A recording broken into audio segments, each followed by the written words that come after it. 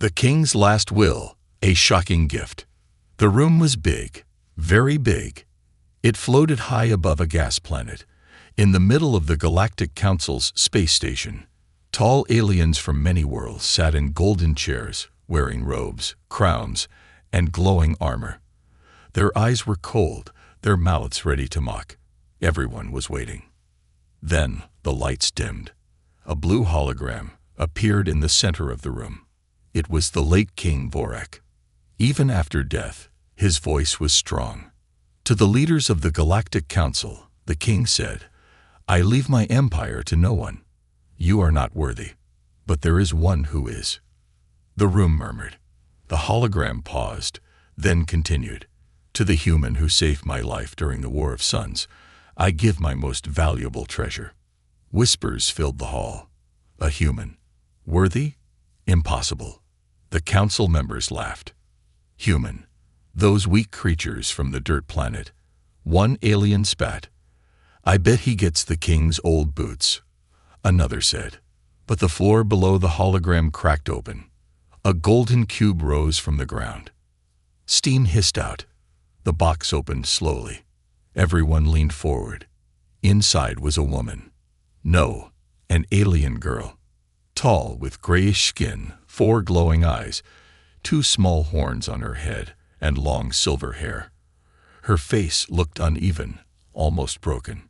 Her clothes were royal, but old and dusty. Her hands were tied in front of her. Silence. Then the room exploded with laughter. The king gave him her. That's his treasure. She looks like a melted robot. This is an insult. But one being didn't laugh. A man standing near the door. Human. Wearing simple black armor. Quiet. Watching. His name was Nolan. He stepped forward slowly. The council leader smirked. "So, you are the human. Come to collect your reward." Nolan didn't speak. He looked at the girl. She looked back. Her eyes didn't laugh. They didn't cry. They just stared, deep. The council leader waved a hand. "She's all yours, human. The ugly daughter of a mad king. Take her, or leave her." A small alien boy in the crowd picked up a rock. He threw it. The rock flew fast, straight toward the girl's face. But Nolan stepped in front. The rock hit his chest armor with a clang. He didn't move. The room went quiet. Nolan looked at the council. "The king saved my life once. I won't spit on his gift." He stepped into the golden cube, untied her hands. The girl didn't speak. He took her hand gently and helped her out. Someone in the crowd said, "You just took home a curse." Another shouted, "She's not a treasure, she's a warning." But Nolan walked away, holding her hand. As they left the hall, the girl finally spoke, in a soft voice only he could hear. "They don't know the truth," she said. "And if they find out, they'll kill us both." Inside Nolan's ship, the door closed behind them. Nolan guided her to a seat in the small ship. She sat without saying a word. Her hands trembled. "What's your name?" Nolan asked. "Vetra," she whispered. He offered her water. She didn't take it. He sat across from her. "Why did the king choose me?" She looked at him. "Because he trusted you." "And why are they afraid of you?" She hesitated, then said, "Because I'm not what they see. I was cursed to look this way." "Why?" "To protect me." Nolan frowned. "Protect you from what?" She looked out the window at the stars. "The throne. The real throne. She's not what she seems." Nolan sat in silence, watching Vetra. She hadn't moved from her seat since they left the council station. Her hands were folded on her lap, her eyes staring into the stars outside the ship window. Her face was hard to read, partly because of how strange it looked. Her 4 glowing eyes blinked slowly. Her skin was a mix of gray, blue, and silver, uneven like cracked stone. He couldn't lie. She looked odd. But something about her made him feel something else. Sadness, strength, secrets. He walked to the back of the ship and prepared a small meal, just rehydrated protein and some fruit cubes. Then he placed it gently in front of her. "Eat," he said kindly. "I don't need to eat right now," she replied, her voice soft and distant. "You haven't eaten in 2 days. I've gone longer." Nolan sighed. "Suit yourself." He sat down across from her again. "I don't understand," he said. "Why did your father leave you to me? Why not gold, or ships, or land?" She finally looked at him. Her voice was quiet but firm. "Because those things are easy to destroy. But I'm not." Nolan leaned back. "What do you mean?" Vetra hesitated.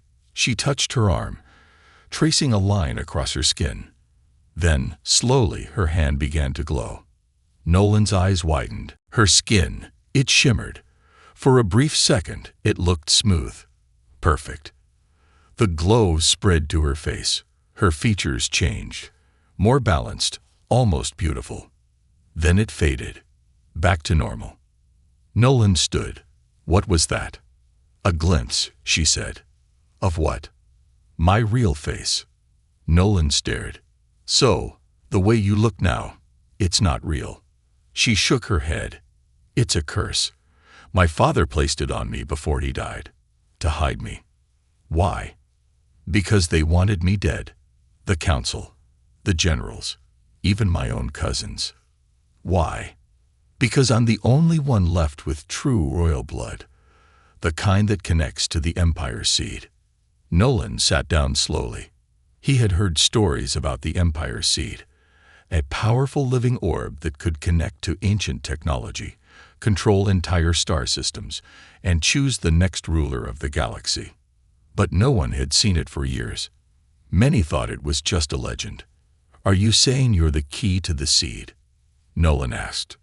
"No," she replied. "I was. But now, I think you are too."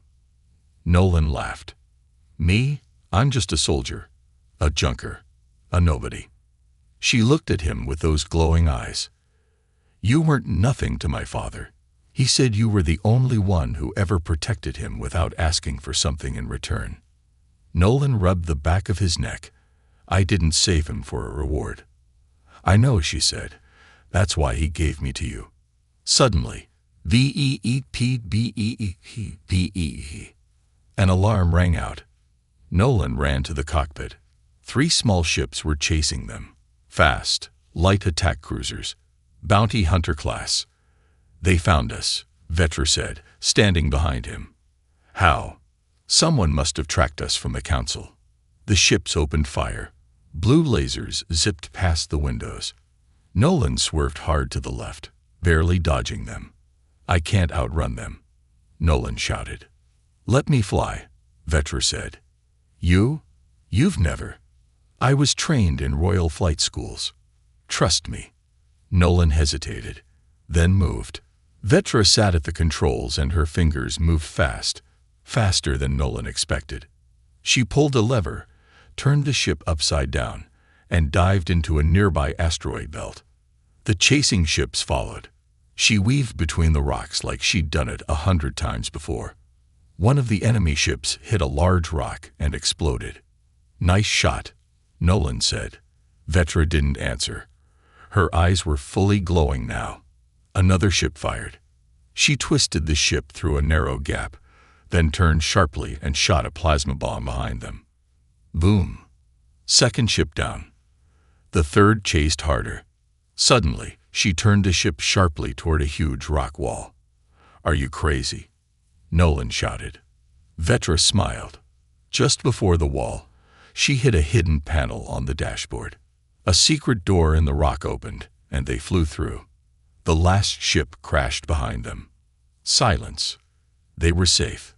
The hidden place. They landed inside a dark cave lit by glowing crystals. Vetra stepped out of the ship and touched the walls. "This is one of my father's hidden vaults," she said. Nolan followed, looking around. There were old machines, books, glowing orbs, and strange weapons. "This place hasn't been touched in years," he said. Vetra nodded. "This is where he hid the truth." She walked to a tall black door. Her finger glowed as she placed it on the scanner. The door opened. Inside, floating in the air, was a bright orb. It pulsed with soft energy. Nolan stepped back. "Is that the Empire Seed?" Vetra whispered. "Still alive?" She looked at Nolan. "I brought you here because I think it wants you too." "What do I do?" "Touch it." Nolan slowly raised his hand. The orb moved toward him. Just as his fingers touched it, his body jolted. Visions flashed before his eyes. Galaxies, wars, the king, a crown of light, Vetra as a child, and a dark shadow rising from the council. Then it stopped. Nolan dropped to his knees. Vetra knelt beside him. "Are you okay?" He looked at her, breathing hard. "I saw everything." She took his hand. "Now you understand why we can't let them find us. The hunt begins." The Empire Seed glowed faintly now, floating inside a protective orb of light. It pulsed like a heartbeat, quiet and slow. Nolan stood next to it, still shaken from the vision it showed him. He had seen galaxies burn, people scream, and in the middle of it all, a throne with no one to sit on. Vetra stood silently beside him. She had known all along. "You saw it, didn't you?" she said softly. Nolan nodded. "I saw everything. The council, they're planning something worse than war." "They already started," she said. "They just haven't told the galaxy yet." Nolan stared at her. "They want to erase the royal bloodline. That's why they cursed you. That's why your father hid the seed. And that's why you were chosen," Vetra said, stepping closer. "The seed accepts you. But why me?" he asked. "I'm just a human. I don't even belong in their politics." "You belong," she said, "because you don't want power. That's why the seed trusts you." Before he could reply, an alarm began to beep. Nolan ran to the control screen. A red light flashed over the map. "They found us," he said. "3 council ships are descending into the cave system." Vetra's face turned pale. "We can't fight them," she said. "Not here." Nolan didn't hesitate. "Then we run." He rushed to grab a small energy capsule from the ship's engine room, while Vetra hurried to the vault.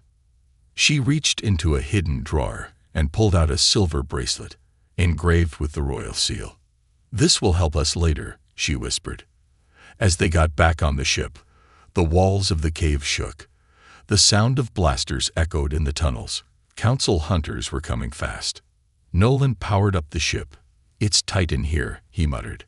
"If I scratch this ship once, it'll break in half." "I know a way out," Vetra said. "My father built a back tunnel, but it's small." "We'll fit," he said. The engines roared. The ship lifted into the air and turned toward the narrow tunnel. The walls were jagged, lined with crystal spikes. "Go faster," Vetra said. "Faster? We're already scraping the ceiling. They'll catch us if you don't." Behind them, blaster shots lit the cave. One bolt hit the tail of the ship, making it shake. Nolan gritted his teeth and pushed forward. They shot through the tunnel like a bullet. Just as they reached the exit, the tunnel collapsed behind them, crushing the path and blocking the council forces. They were out, but not safe yet. The star graveyard. They escaped to deep space. Black, silent, endless. Nolan didn't go to any known planet. He flew toward an old abandoned region known as the Star Graveyard, a place full of destroyed ships, floating metal, and space junk. It was a forbidden area, filled with radiation and ghost signals. "Are you sure about this place?" Vetra asked. "No one follows anyone into the graveyard," Nolan replied. "Even the council won't chase us here. Too risky." They hid the ship inside the broken hull of a fallen dreadnought. The metal giant had been floating there for hundreds of years, like a sleeping whale in space. Inside, it was dark and cold. The lights flickered. The air smelled like rust. "This place is creepy," Vetra said. "It's perfect," Nolan replied. We'll rest here, then plan. They set up a small camp inside the ship. Nolan checked the comms. He turned on a hidden radio frequency. Static buzzed. Then a voice came through. Code red. Human fugitive Nolan Kale has stolen the king's daughter and fled the council's will. 500,000 credits reward. Dead or alive. Vetra's eyes widened. They've already placed a bounty. Nolan shook his head. They're fast. They're afraid, she said. He looked at her. You said before, there's more to this than the throne. What else are they hiding?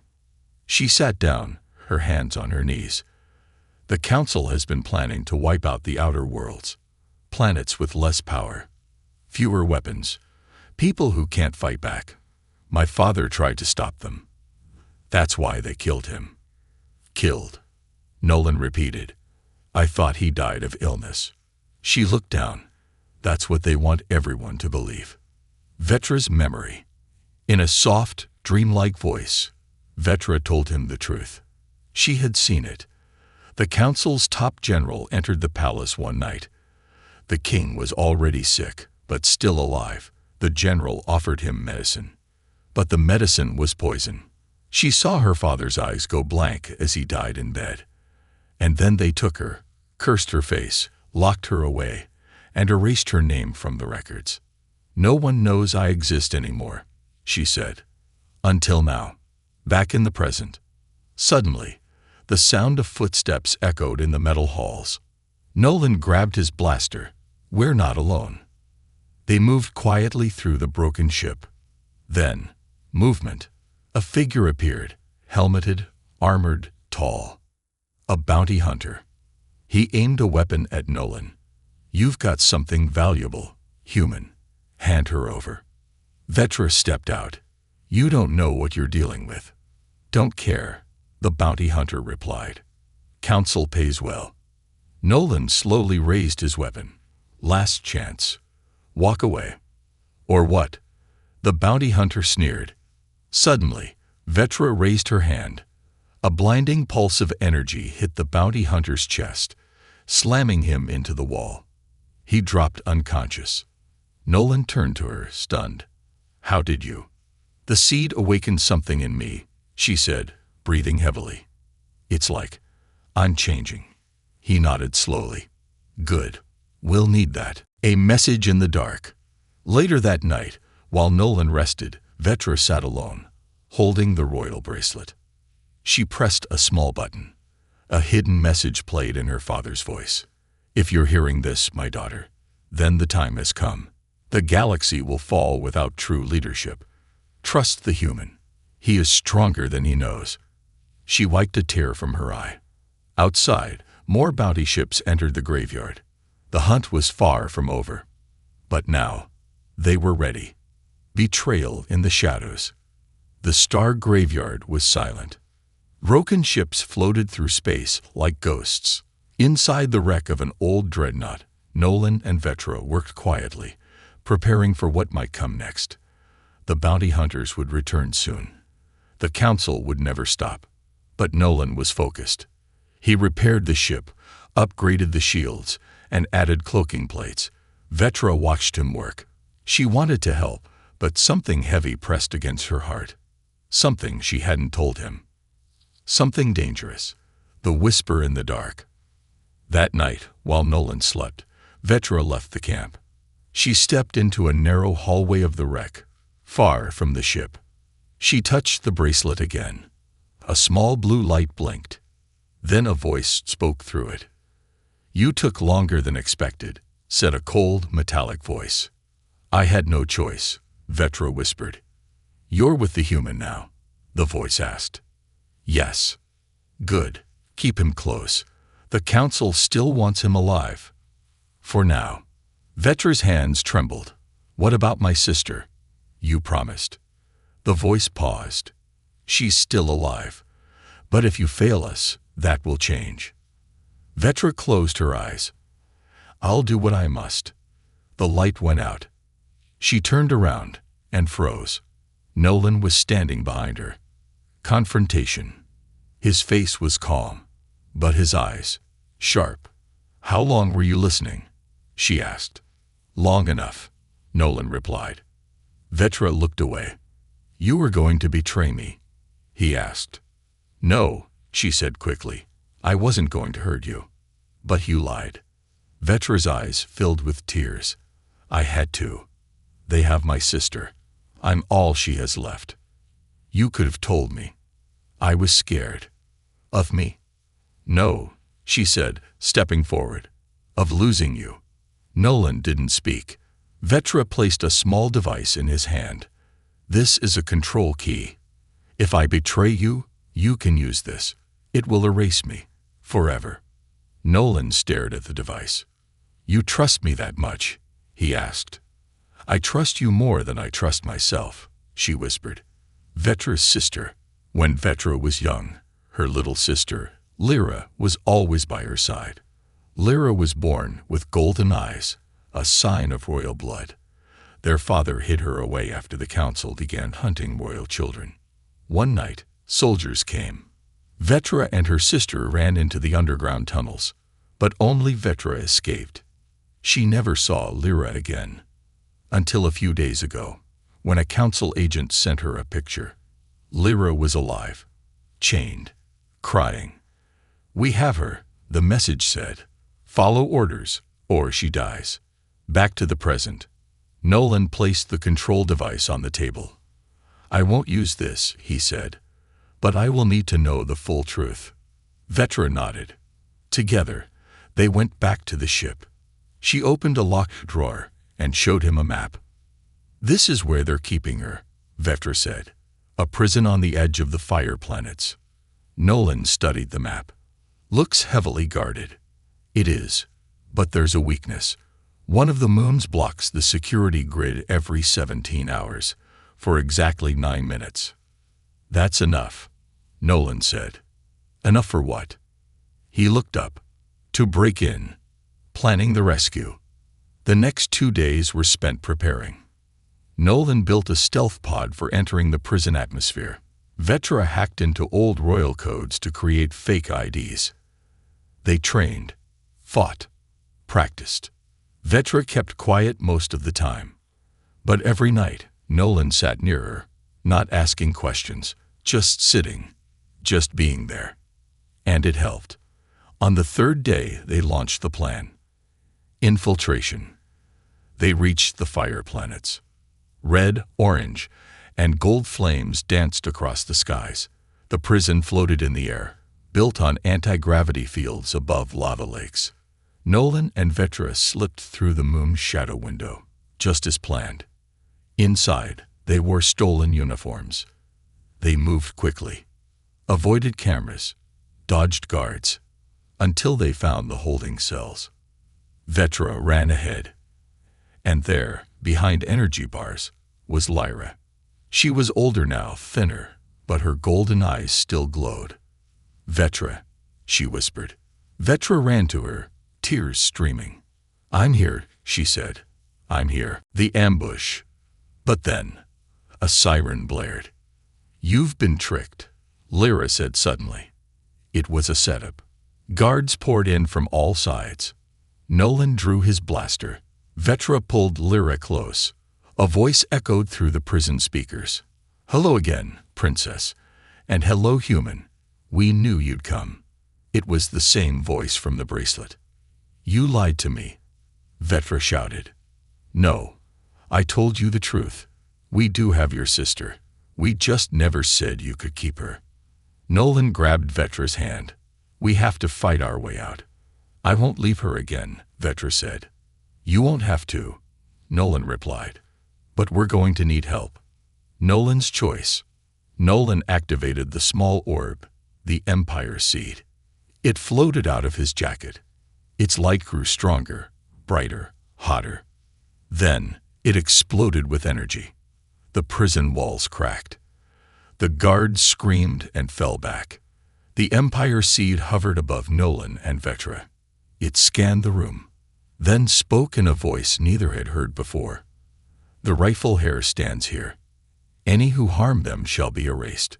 A shockwave of blue light surged across the prison.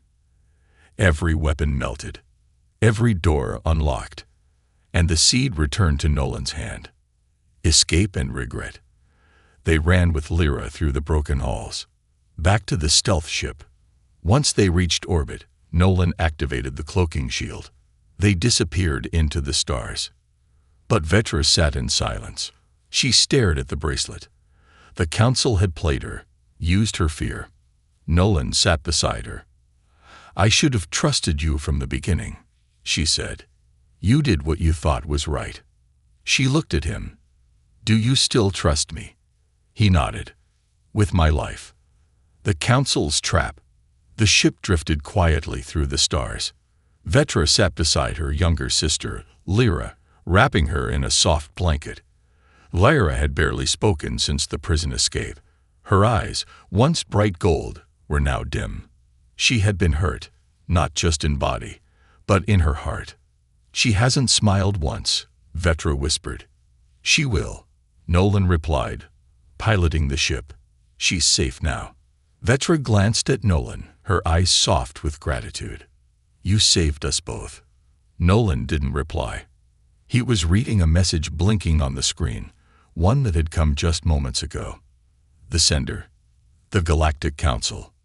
Message from the Council. The holographic message began. "Human Nolan Kell. This is Supreme Counselor Tresh. We do not wish war. We offer you peace. Come to the capital. Alone. No weapons. We will listen. The girl, Vetra, will be granted royal rights if you surrender peacefully. No tricks. No traps." The message ended. Lyra looked up. "They're lying." Nolan nodded. "Probably." Vetra bit her lip. "But if they're not, if we go, and they truly offer peace." "They won't," Nolan said. "But we're going anyway." Vetra blinked. "We are." "Yes," Nolan said. "Because that message wasn't meant to scare us. It was meant to lure me. And if they want me that badly, it means I still have the upper hand." Arrival at the capital planet. 3 days later, Nolan landed on the Council's capital world, Xantheris Prime. The planet glowed silver and gold, with tall towers that reached the clouds. Ships flew like flocks of birds. The palace stood like a mountain in the center of it all. Massive, shining, proud. As promised, Nolan came alone. He wore no armor, no weapon, only a simple black robe, and the Empire seed hidden beneath it. The guards escorted him through marble halls. They smiled, but their eyes were full of hate. The council chamber. Inside the council chamber, 12 members sat in high chairs. At the center stood Supreme Counselor Tresh, tall, with skin like iron and cold, snake-like eyes. Tresh smiled. "Welcome, human." Nolan didn't bow. Tresh continued, "You have something we want, and we have something you want. Let's trade." Nolan crossed his arms. "You want the seed. We want peace," Tresh lied. "Give us the seed. We'll restore Vetra's royal name. She can even be queen, if you wish. And you can return to Earth, a rich man." Nolan shook his head. "I've seen your plans. The seed showed me. You plan to use it to destroy the free planets. You don't want peace. You want control." Tresh laughed. "So, power is control. And control is peace." "You murdered King Vorak," Nolan said. The room fell silent. Tresh raised an eyebrow. "You really think anyone will believe you? You're just a human." Nolan stepped forward. "No, I'm the man the Empire seed chose."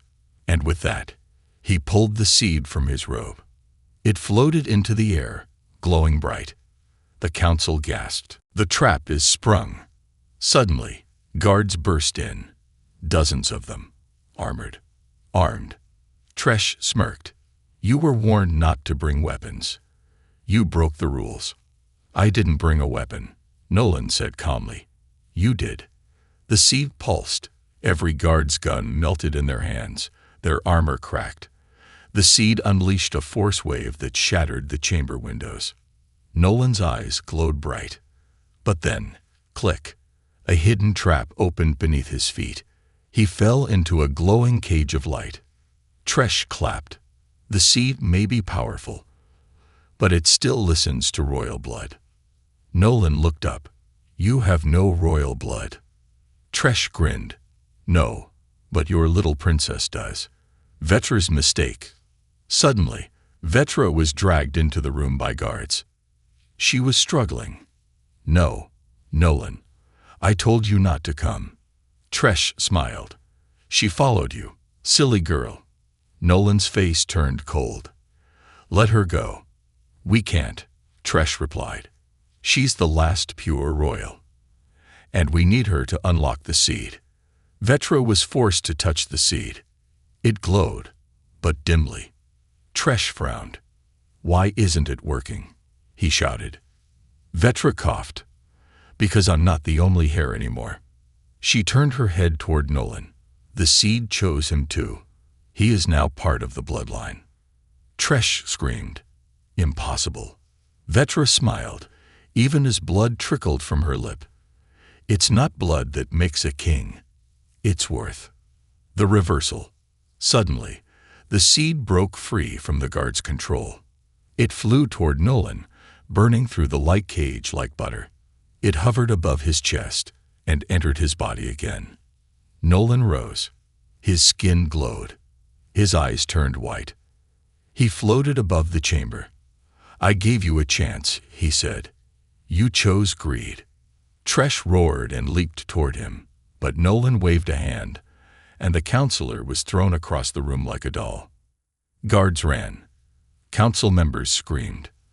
The seed pulsed, and all their lies, all their secrets were broadcast across the galaxy. Holograms of their war plans, executions, poisonings, everything. The galaxy watched.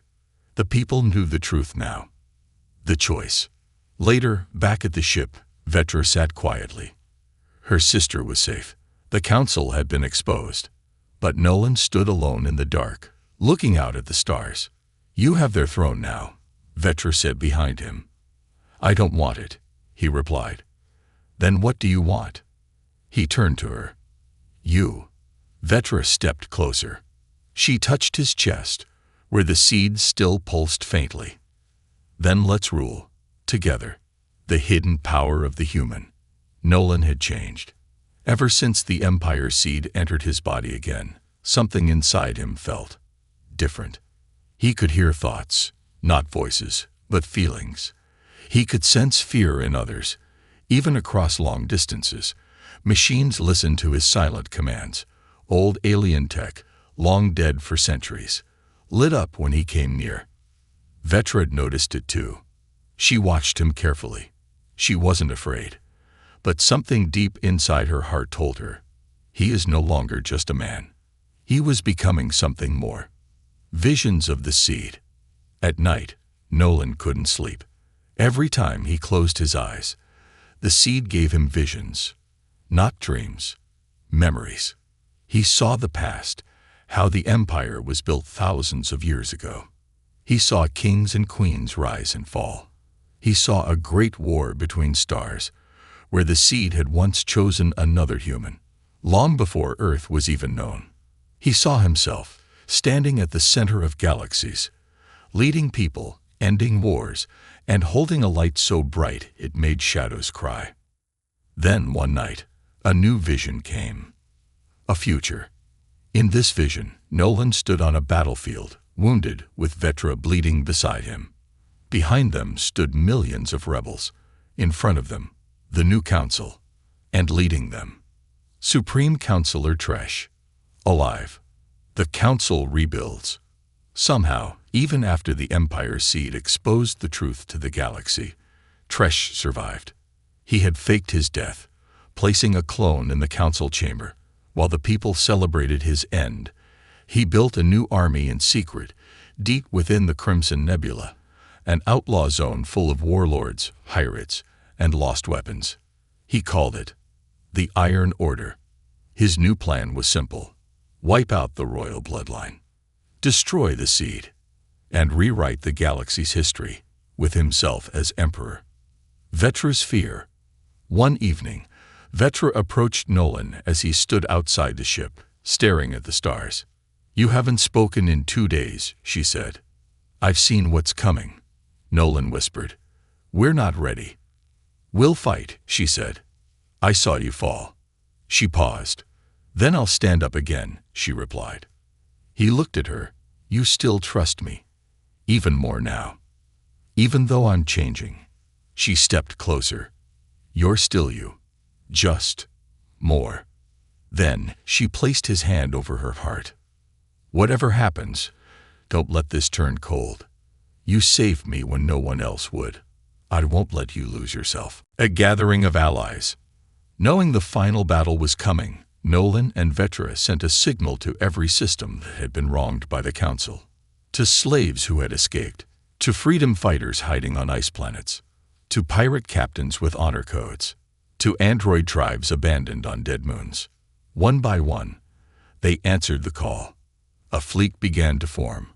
Old ships were repaired, ancient weapons recharged. Forgotten worlds began to hope again. Nolan stood at the front of it all.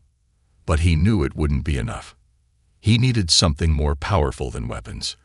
He needed a key to unlock the seed's full power. The trial of the seed.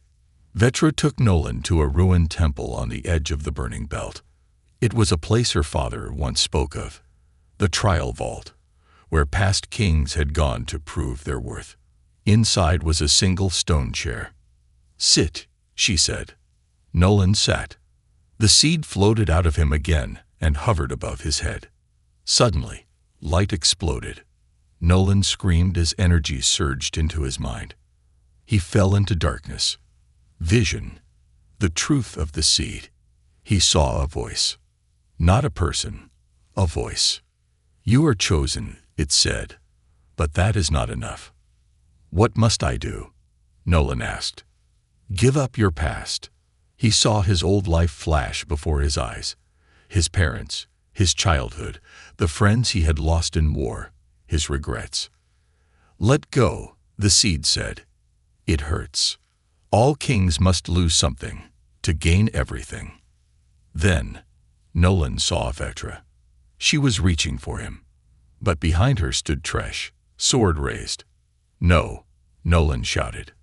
He leaped forward, into light. The awakening. He gasped, opening his eyes. He had passed the trial.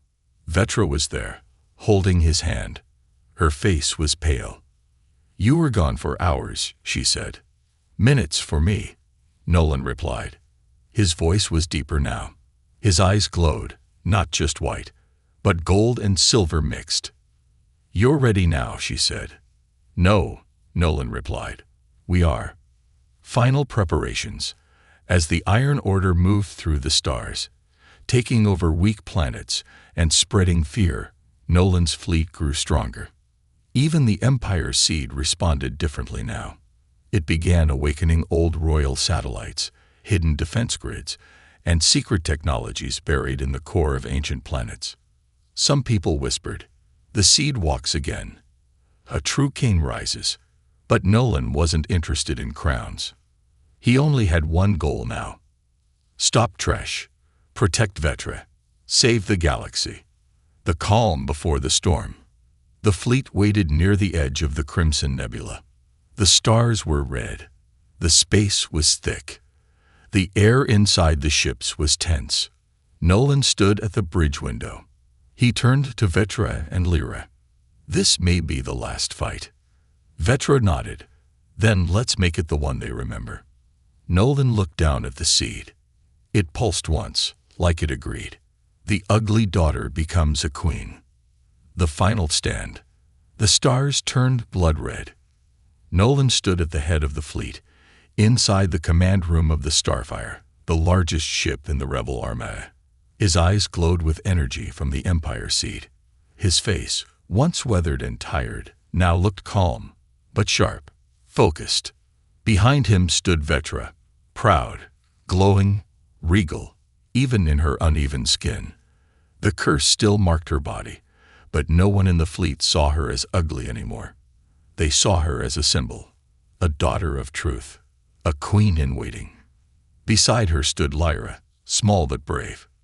Across from them, just beyond the Crimson Nebula, waited Tresh's fleet, the Iron Order, thousands of black warships, weapons pointed, shields locked. At the center, a beast of a ship, the Thronicular, Tresh's mobile fortress, shaped like a crown with blades. The final battle had arrived. Nolan's speech. Nolan opened the comms channel to every ship in the fleet. He took a deep breath. I was once just a human soldier. No title. No legacy. I wasn't born for power. I was born in the dirt of a forgotten planet. And yet, the seed chose me. He looked at Vetra. She was cursed for being born different, called a mistake, an insult, but she never gave up. She never stopped fighting. He turned to the fleet. Today, we finish what they started, not just to destroy Tresh, but to give every free world a reason to believe again. The screen flickered across thousands of ships. Aliens of all species, humans, androids, pirates, farmers, rebels, all ready, all listening, all inspired. The battle begins. It started like thunder. Lasers shot through space. Fighters spun in every direction. Energy shields flared and collapsed. Ships crashed into each other like beasts in a storm. Nolan led the charge in a fighter jet, powered directly by the Empire seed. Vetra stayed on the command deck, guiding troop movements, speaking across open channels. Tresh's right flank is weak, she called. Send the Spearborn and the Ice Wings. Boom, boom, boom. Explosions rocked the stars. The Iron Order fought like demons, but Nolan's fleet fought like people who had already lost everything and had nothing left to fear. Tresh returns. On the bridge of the Thronicular, Tresh watched the chaos unfold. He had replaced half his body with cybernetics. His skin was steel. His eyes glowed red. But his mind was still cruel, proud, and twisted. Target the Starfire, he ordered. I want the princess burned first. A massive energy cannon turned. It aimed. It charged. Vetra's power unleashed. As the cannon fired, Vetra stepped forward. She removed the royal bracelet her father had given her and crushed it in her palm. The Empire seed responded instantly. It lit up on Nolan's chest. The beam from the cannon bent in midair, twisted by the seed, and shot backward. It tore through Tresh's own fleet. The rebel ships cheered, but Vetra fell to her knees. Nolan, she whispered, it's too much. Nolan's final confrontation. Nolan flew straight toward the Thronicular. He landed. He entered the throne room. And there stood Tresh. The former counselor laughed. You came alone. No, Nolan said, walking forward. I came with everyone you ever hurt. Tresh rushed him with a plasma blade. Nolan dodged, then raised his hand. The seed pulsed. Tresh froze in place. Nolan walked to him slowly. You could have ruled with peace, but you chose fear. I chose order, Tresh hissed. Nolan looked into his eyes. Then your time is over. The seed released a final pulse. Tresh was gone. The curse is broken. Back on the Starfire, Vetra cried out. Her body was glowing. The curse inside her burned away like smoke in sunlight. Her skin softened. Her horns faded. Her eyes turned gold like her sister's. Lyra gasped. You're... No, Vetra said, holding her sister's hand. I'm still me. After the war. The war was over. Nolan stood before billions on the capital planet. Every world watched the broadcast. He held the seed in one hand, and Vetra's hand in the other. I don't want to be emperor, he said. I want a galaxy where no child is born in chains. No daughter is hidden for her face. No voice is silenced. He turned to Vetra. The throne belongs to someone who survived shame, betrayal, and still chose kindness. He knelt. Your Majesty. Vetra's eyes filled with tears. She lifted him up. Together, they walked toward the throne. The queen and her human. Time passed. Under Queen Vectra's rule, peace returned. Nolan never wore a crown, but he stood by her side in every room, every world, every challenge. She was no longer called the ugly daughter. Now, they called her the bright flame. And Nolan. They called him the heart of the seed. When children asked her, "Why did the king give you to a human?" she would smile and say, "Because he saw what no one else did." And what was that? She looked out the window of her palace. That the strongest hands are not the ones that strike, but the ones that lift others up.